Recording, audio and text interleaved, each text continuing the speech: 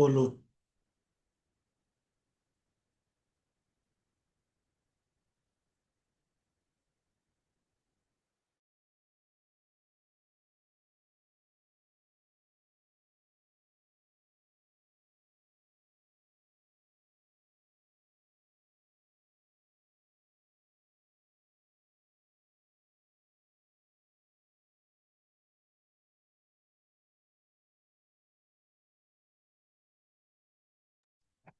चलो बेटा, अच्छी बात है, इसका मतलब तूने पढ़ाई नहीं करी।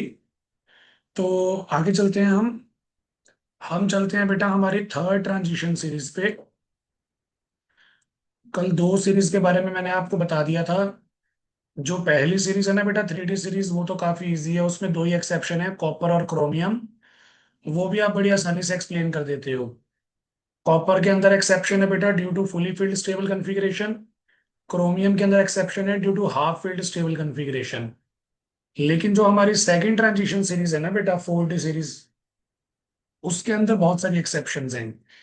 सेकंड ट्रांजिशन सीरीज में एज मेनी एज 7 एक्सेप्शंस है बेटा। तो वो 7 एक्सेप्शंस कवर करने के लिए मैंने आपको एक हल्की सी ट्रिक बताई हुई थी। मैंने बोला था पूरी इलेक्ट्रॉनिक कॉन्फ़िगरेशन आपने कॉन्टिन्यूअस ही लिखनी है। बस उस इलेक्ट्रॉनिक कॉन्फ़िगरेशन में बेटा आपने D3 और D9 को स्किप कर देना है, और कुछ भी नहीं है बेटा। D3 और D9 को आपने स्किप कर देना था। तो अगर आप इसको स्किप कर दोगे ना, तो आप देखोगे तो बहुत ही आपके लिए इजी हो जाएगी कॉन्फ़िगरेशन। जैसे आपने वहां पे लिखा होगा यट्रबियम के अंदर D1, फिर अपने पास जिरकोनियम है बेटा D2, उसके बाद जो अगला आया निबोयम बेटा, उसमें D3 की बजाय D4। अब 3 को 4 करने की बजाय इलेक्ट्रॉन जंप करवा देंगे। तो इस तरह से आपने सारी एक्सेप्शंस जो है उसमें वो कवर करनी है बेटा, वो बहुत ही अच्छा तरीका है। आज मैं आपको पढ़ाऊंगा बेटा third transition series. Third transition series पढ़ाने के बाद हम ये देखेंगे ट्रांजिशन एलिमेंट्स की नई डेफिनेशन क्या आती है।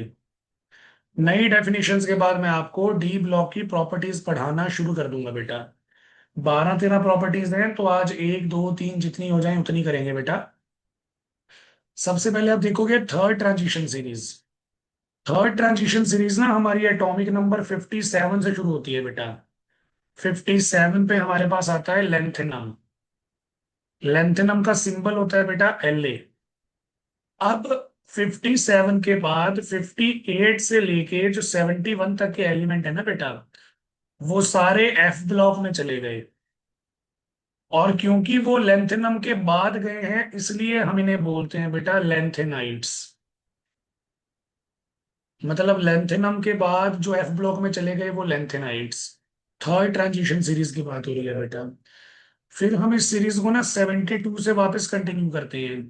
72 से कंटिन्यू करते हैं, 72 से लेके ये चलती रहेगी बेटा हमारे पास 80 तक। 72 से लेके 80 तक चलती रहेगी बेटा। 72 हमारे पास हैफनियम होता है, और 80 पे हमारे पास मरकरी होता है बेटा। तो यहाँ पे अगर आप इलेक्ट्रॉनिक कॉन्फ़िगरेशन पे ध्यान दोगे, बहुत ही इजी इलेक्ट्रॉनिक कॉन्फ़िगरेशन है। इलेक्ट्रॉनिक कॉन्फ़िगरेशन आपने कंटिन्यू चलना है, देखो 1 2 3 4 5 6 7 8 आपने एक्सक्लूड करना है बेटा। यहाँ पे ट्रिक है बस। प्लेटिनम के अंदर 5D8 नहीं आता बेटा, 5D9 आता है। बाकी सब कुछ जो है वो सेम रहेगा, 5D9 के बाद 5D10 हो जाएगा बेटा। इस तरीके से हमारा काम चलेगा। अब आप यहाँ पे देखो ना, जब आप 7 के बाद 8 खेलना चाह रहे थे, बट आपने 7 की जगह 9 कर दिया, तो उसका रीजन यही होता है बेटा, एक इलेक्ट्रॉन आपने यहां से जंप करवाना होता है, एस ऑर्बिटल में से। एस के अंदर 2 की काउंटिंग चल रही थी ना, जंप करवाने के बाद एस के अंदर काउंटिंग जो है वो 1 की हो जाएगी बेटा। तो ये आपने ध्यान रखना होता है।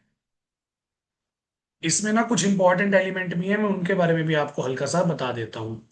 जो आपको अलग से बेटा नॉलेज है वो मैं दे देता हूँ। इसको याद करने की ट्रिक देखो, बड़ी आसान है। इसको याद आप करोगे, ला, फिर हफ्ते में HF और TA इकट्ठे आ गए, वरना में भी W और RE इकट्ठे आ गए। ला हफ्ता, वरना उसे आयरन रॉड से पीटेंगे और वो हॉस्पिटल जाएगा।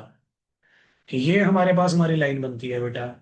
आप ना प्रैक्टिस जब करोगे तो ऐसे ही करनी है आपने प्रैक्टिस, कि ला, हफ्ता बोलो और सिंबल लिखो, वरना उसे आयरन रॉड से पीटेंगे और वो हॉस्पिटल जाएगा। इस तरह से याद करनी होती है बेटा। Sachin Tendulkar very good cricketer, man of the match, for country not for cousin, ये जिंदगी नहीं मोहब्बत है तेरी, रो रो कर पुकारेगी आज चांदनी। इस तरह से याद करना होता है बेटा इसे। आप बोलोगे ट्रिक और लिखोगे सिंबल, एक दो बार गलतियां होंगी, लेकिन अगर एक दो बार लिख के देख लोगे तो प्रॉब्लम नहीं आएगी बेटा। इसमें एक्सेप्शन है यहाँ पे, इसमें बेटा सारी एक्सेप्शन है, यहां से शुरू होती है एक्सेप्शन, फिर कंटिन्यू चलती है यहां तक। 7 एक्सेप्शन है बेटा। और यहाँ पे सिर्फ एक्सेप्शन है बेटा प्लेटिनम। तो यहाँ पे ना 7 एक्सेप्शंस को याद रखने के लिए ही मैंने आपको ट्रिक बताई थी, D3 एंड D9 को स्किप कर दो। तो this is all about electronic configurations बेटा, वो आपके सामने ना सारी लिखी हुई हैं, वो आप देख सकते हो। उसमें मेरा बताने वाला कुछ भी नहीं है। जो मेरे बताने वाला ये था कि हम इसको याद कैसे करें, इसकी ट्रिक कैसे बनाएं, वो मैंने आपको यहाँ पे ऑलरेडी बता दिया है। ठीक है जी। तो ये हमारे पास हमारा केस है बेटा।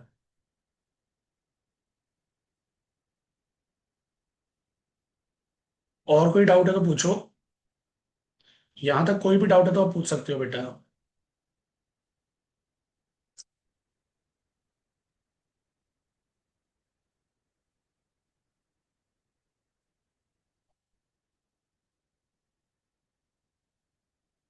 चलो, तो यहाँ पे ना बेटा हमने इलेक्ट्रॉनिक कॉन्फ़िगरेशन जो है वो कंप्लीट कर ली है। अब इलेक्ट्रॉनिक कॉन्फ़िगरेशन कंप्लीट होने के बाद नेक्स्ट हमारे पास आ जाते हैं बेटा इनकी प्रॉपर्टीज। प्रॉपर्टीज को पढ़ने से पहले ना मैं दो डेफिनेशंस आपको कवर करवा देता हूँ। एक तो हमारे पास हमारी डेफिनेशन है बेटा इलेक्ट्रॉनिक कॉन्फ़िगरेशन में और transition, electronic configuration of representative elements और ट्रांजिशन एलिमेंट्स में क्या फर्क है। तो बेटा मैं आपको ना थोड़ा सा बताता हूँ, ये देखो। जैसे ये हमारे पास हमारे पीरियोडिक टेबल की आउटलाइन है पूरी। जो ये वाला पार्ट होता है बेटा ये होता है एस ब्लॉक, जो ये वाला पार्ट होता है ये होता है पी ब्लॉक, और इन दोनों के जो बीच में आ रहा होता है बेटा ये होता है डी ब्लॉक। ठीक है। एस ब्लॉक और पी ब्लॉक, इनको ना कलेक्टिवली हम बोलते हैं दोनों को मिला के रिप्रेजेंटेटिव्स। एक और भी नाम होता है बेटा, इन्हें हम बोलते हैं main group elements.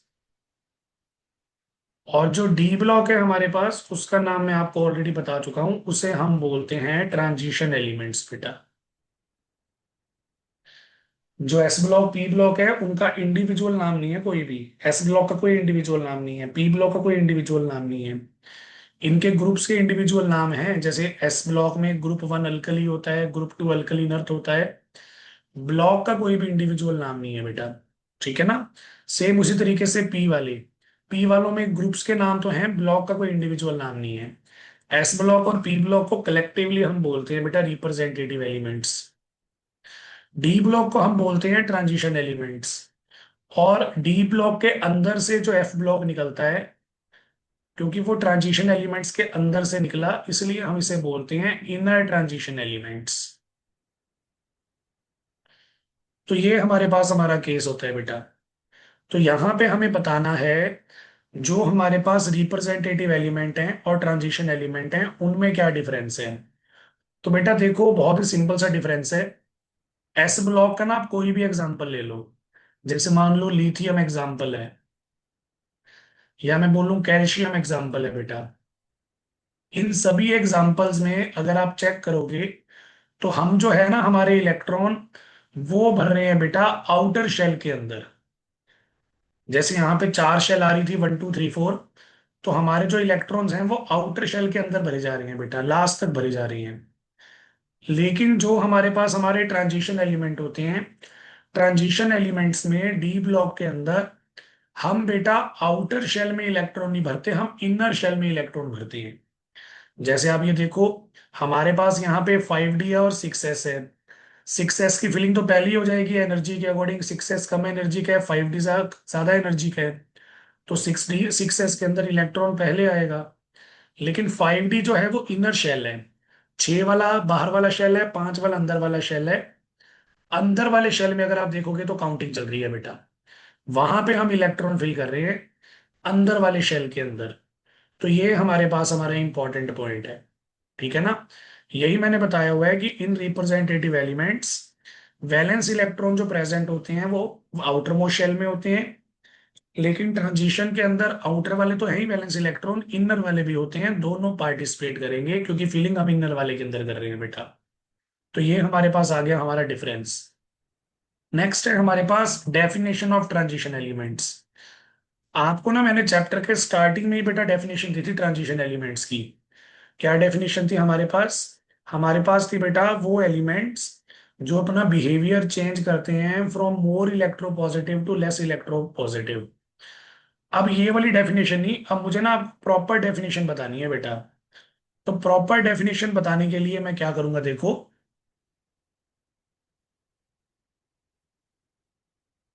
Transition elements की प्रॉपर डेफिनेशन बताने के लिए हम बेटा इलेक्ट्रॉनिक कॉन्फ़िगरेशन का यूज करते हैं। अगर कल को कोई आपको बोल दे पेपर में ट्रांजिशन एलिमेंट की डेफिनेशन लिखनी है, तो आप यही वाली डेफिनेशन लिख के आओगे बेटा। मोर इलेक्ट्रोपॉजिटिव से लेस इलेक्ट्रोपॉजिटिव वाली मत लिख के आना, वो डेफिनेशन हमारे लिए वर्दित नहीं है। तो आपने डेफिनेशन लिखनी है बेटा, डेफिनेशन हमारी ये रहेगी। वो सारे डी ब्लॉक एलिमेंट्स जिनमें हमने डी सब शेल को पार्शियली फिल किया है बेटा।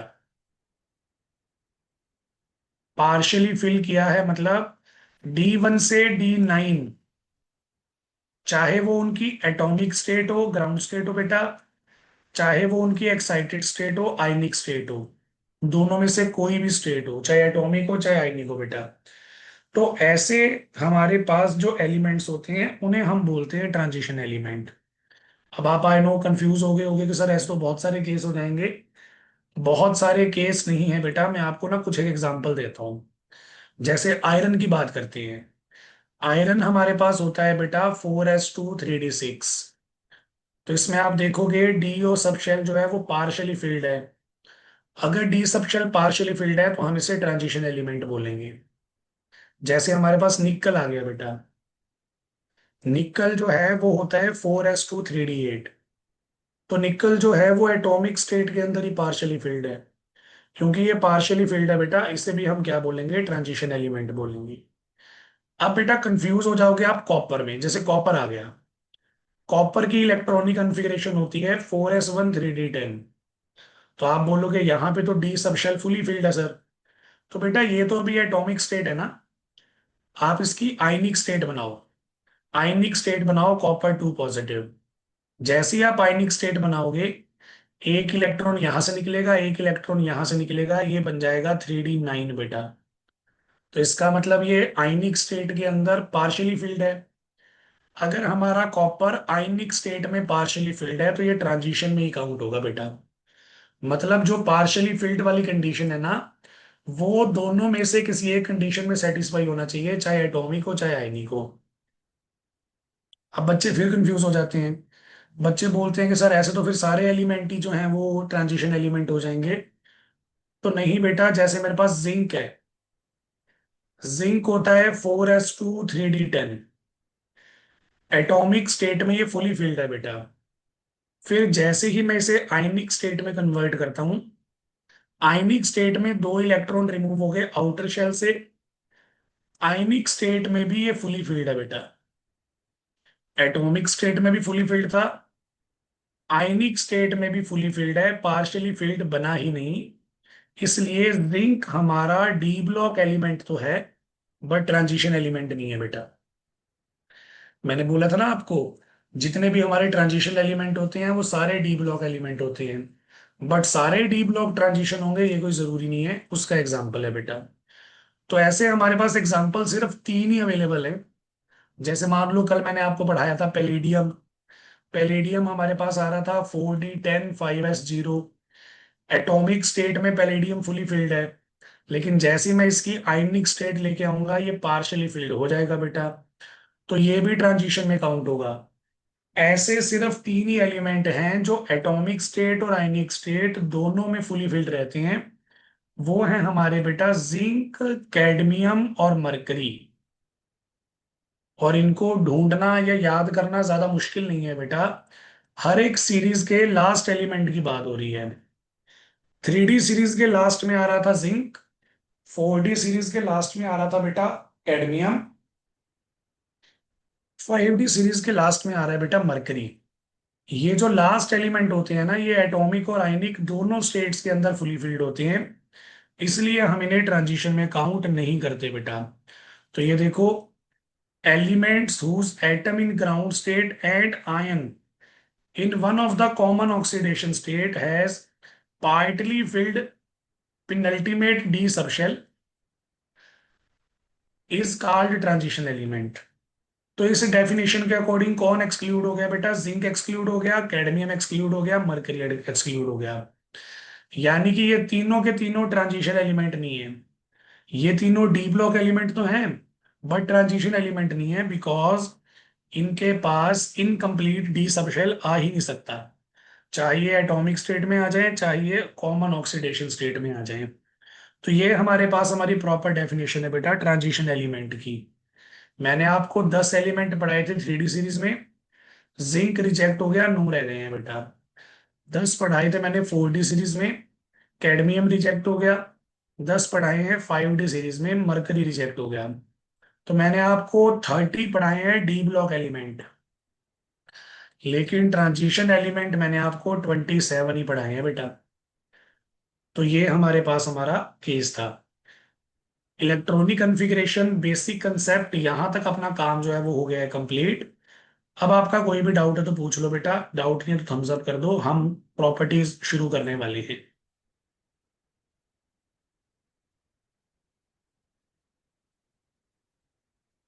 ठीक है आकाश, हर्ष, कृतिका,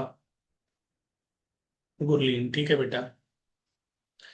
चलो, तो ये हमारे पास आ गया हमारा इलेक्ट्रॉनिक कॉन्फ़िगरेशन कंसेप्ट। अब आ गई है बेटा प्रॉपर्टीज। बेटा लगभग सारे क्वेश्चन ना प्रॉपर्टीज से ही बनते हैं, तो प्रॉपर्टीज को ध्यान से सुन लो, पढ़ लो। चाहे नीट का क्वेश्चन है चाहे जेई का क्वेश्चन है, वो प्रॉपर्टीज में से ज्यादा बनेगा। हो सकता है कभी कभार इलेक्ट्रॉनिक कॉन्फ़िगरेशन भी पूछ लें, तो मैंने तो आपको वो भी करवा दिया बेटा, उसमें प्रॉब्लम नहीं आनी चाहिए। हम प्रॉपर्टीज पढ़ना शुरू करेंगे। एक बार पहले सिंपल सिंपल प्रॉपर्टीज से स्टार्ट कर रहे हैं बेटा। तो हमारे पास हमारी जो सबसे पहली प्रॉपर्टी है बेटा, पहली प्रॉपर्टी है एलॉय फॉर्मेशन। तो एलॉय क्या होते हैं बेटा? What are alloys? एलॉयज मैंने आपको बताया हुआ है, आपने पढ़ा भी होगा। Alloys are homogeneous mixture of two और मोर मेटल्स। अब आप कहोगे सर मेरे पास एक मेटल है कॉपर, एक मेटल है आयरन, दोनों के दोनों सॉलिड हैं, तो मैं दोनों को मिक्स कैसे करूं? दोनों को मिक्स तो हम कर ही नहीं सकते, सॉलिड तो मिक्स ही नहीं होते। तो इनको मिक्स करने का मेथड ये होता है बेटा, पहले हम क्या करते हैं, मेटल्स को मेल्ट करते हैं। जो इनकी मोल्टन फॉर्म होती है ना, मोल्टन फॉर्म को हम क्या कर देते हैं, मिक्स कर देते हैं, और फिर उसे ठंडा होने देते हैं। तो जब हम उसे ठंडा होने देंगे तब हमारे पास बनेगा एलॉय। अब आप बोलोगे सर ये तो बहुत बढ़िया काम है, कोई भी दो मेटल्स रैंडमली उठा लो और उन दो मेटल्स को मिक्स कर दो, बन जाएगा एलॉय। तो बेटा ऐसा नहीं होगा, ध्यान से सुनो मैं क्या बोल रहा हूं। आप किन्हीं भी दो मेटल्स को मिक्स कर सकते हो, बट उससे एलॉय हमेशा नहीं बनेगा। एलॉय बेटा बढ़िया तभी बनते हैं जब आप जिन दो मेटल्स को मिक्स कर रहे हो, दोनों मेटल्स के साइज में 15% से ज्यादा का डिफरेंस नहीं होना चाहिए। यानी कि दोनों का साइज लगभग सेम रहना चाहिए बेटा, 15% कुछ खास नहीं है, साइज दोनों का लगभग सेम होना चाहिए। ठीक है ना? जैसे मान लो ए है मेरे पास, ए का साइज है 100 पिकोमीटर। ए का साइज अगर 100 पिकोमीटर है तो बी का साइज जो है वो 85, 15% कम से लेके 15% ज्यादा हो सकता है बेटा, इसके बीच में आना चाहिए। तभी वो एलॉय बनाएंगे, नहीं तो उनकी एलॉय फॉर्मेशन नहीं हो सकती। ये चीज आपको ध्यान रखनी है बेटा, ठीक है ना। अब अगर मैं डी ब्लॉक की बात करूं, ट्रांजिशन मेटल्स की बात करूं, तो ट्रांजिशन मेटल्स में साइज जो होता है वो ज्यादा वेरी नहीं करता। यानी कि साइज जो होता है ना वो लगभग सेम ही होता है बेटा। इसलिए हम डी ब्लॉक के अंदर भर भर के एलॉय बनाते हैं बेटा, बहुत सारे एलॉय बनाते हैं। और एलॉय बनाने से क्या होता है, मेटल की प्रॉपर्टी इंप्रूव हो जाती है। जैसे लोहे को जंग लगता है, लेकिन अगर हम लोहे का एलॉय बना देंगे तो उसको जंग नहीं लगेगा बेटा। प्रॉपर्टीज इंप्रूव होना शुरू हो जाती हैं, स्ट्रेंथ इंप्रूव होना शुरू हो जाती है। तो बेटा यही चीज मैंने यहाँ पे मेंशन की हुई है, देखो। पहला पॉइंट है, alloys are homogeneous solid solution of two or more metals obtained by melting the components and then cooling the melt. Alloys are formed by metals whose atomic radii differ by not more than 15%, so that atom of one atom can take position of the crystal lattice of the other atom. As transition metals have similar atomic radii, they form alloy very easily. Alloy जो होते हैं वो generally hard होते हैं, have higher melting point and more resistant to corrosion बेटा। तो ये चीज तो मैंने आपको पहले भी बताई दी थी। अब हमारे पास इसके एग्जांपल आ गए, जैसे ब्रास है बेटा। ब्रास एलॉय होता है कॉपर और जिंक का। ब्रोंज एलॉय होता है कॉपर और टिन का। अमलगम एलॉय होता है बेटा मरकरी का। मरकरी का एलॉय होता है, चाहे वो सोडियम से बना लो चाहे एल्यूमिनियम से बना दो। एमलगम वर्ड ही हम इसलिए यूज करते हैं मरकरी के एलॉय के लिए। मरकरी जितने भी एलॉय बनाता है सबको हम अमलगम बोलते हैं बेटा, ठीक है। और फिर मैंने बोल दिया स्टेनलेस स्टील। स्टील के अंदर हम यूज करते हैं chromium, vanadium, molybdenum, tungsten, manganese, इन सब का मिक्सचर बेटा। इसमें कार्बन भी होता है थोड़ा सा, बट क्योंकि कार्बन मेटल नहीं है बेटा, डी ब्लॉक की मेटल नहीं है और वैसे भी मेटल नहीं है, तो मैंने उसे नहीं लिखा। तो ये हमारे पास हमारी पहली प्रॉपर्टी थी बेटा। कोई डाउट है तो पूछ लो, नहीं है तो थम्स अप कर दो।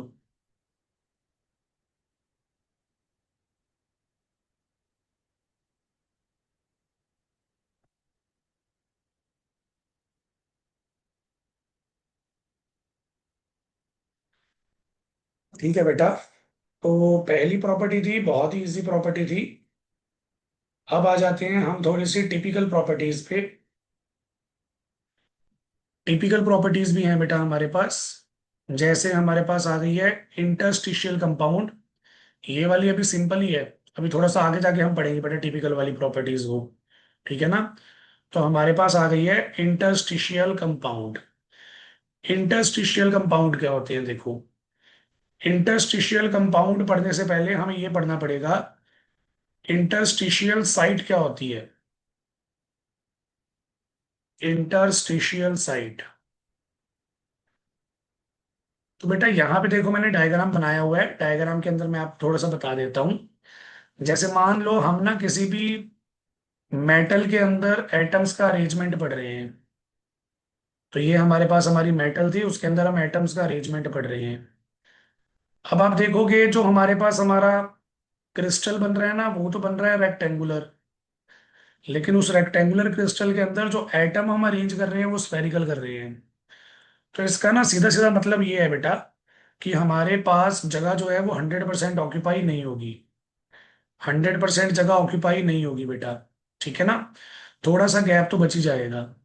तो ये जो गैप बच जाता है ना बीच में, ये वाला जो गैप बच जाता है बेटा, इस गैप के लिए हम इसे बोलते हैं गैप को इंटरस्टिशियल साइट।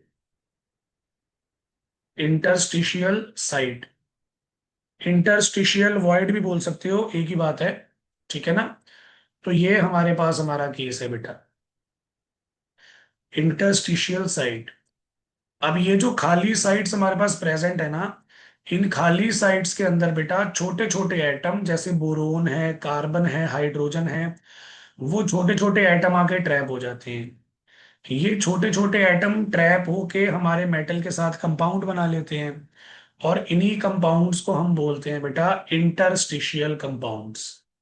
जैसे आप डेफिनेशन देखोगे, the transition metal form large number of interstitial compounds in which small atom जैसे कि hydrogen, carbon, nitrogen, boron occupy empty spaces या इंटरस्टिशियल साइट्स।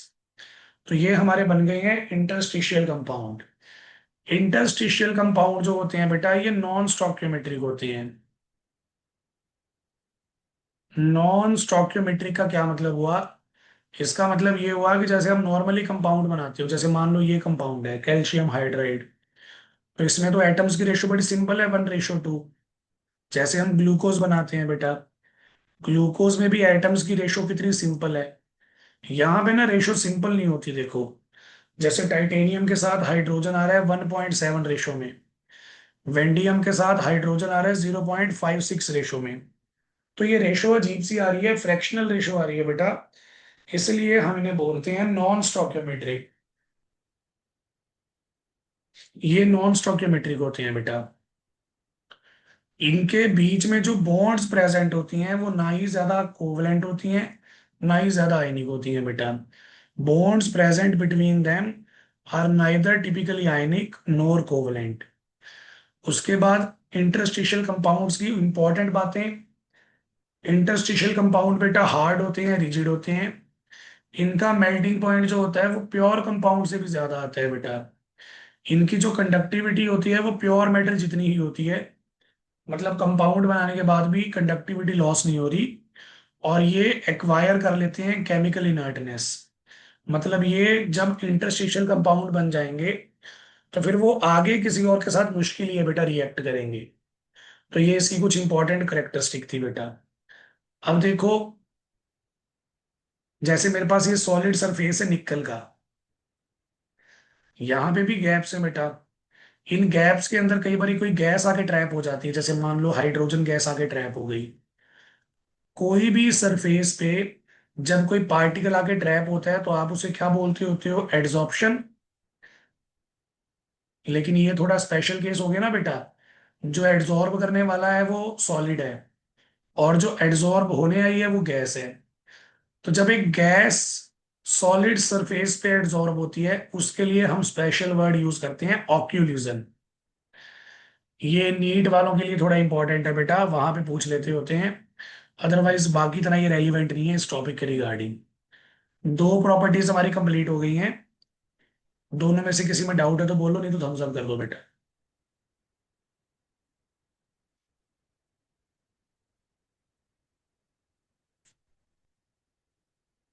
ठीक है बेटा, आज एक बार इतना ही डिस्कस करेंगे हम। दो ही प्रॉपर्टीज करेंगे, बाकी की जो प्रॉपर्टीज है बेटा कॉम्प्लेक्स वगैरह की, ये हम कल कैरी करेंगे। ठीक है, कोई भी डाउट है तो पूछ लो, नहीं तो क्लास ओवर कर रहे हैं बेटा।